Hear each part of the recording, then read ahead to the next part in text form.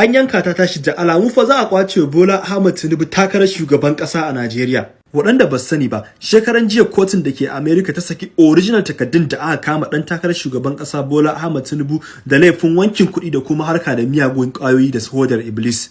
In 1993 aka kes din Bola Tinubu a kasar America, amma shekaran jiya kasar America suka ƙara sakan original takaddun. Kai tsaye daga cikin documents din nan muku screenshot ku karanta paragraph 14 aka ce Bola Ahmed Tinubu ya saka $661 a 1991. Sorry, a 1990, sannan a 1991 ya saka kuma dala miliyan 1,216.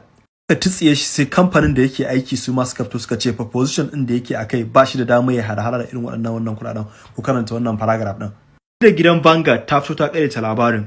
Tsayawa mai magana da yawun Bola Ahmed Tinubu ya fito ya karyata ya ce ba da laifin ake tuhumar shi ba.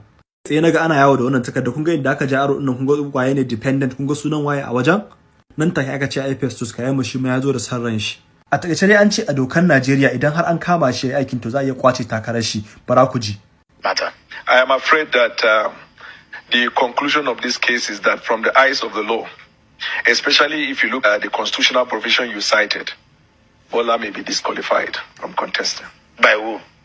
No, if the matter goes to court, interpreting that provision of the Constitution, because the finding in that civil forfeiture proceedings has ended against him. That's why he forfeited that.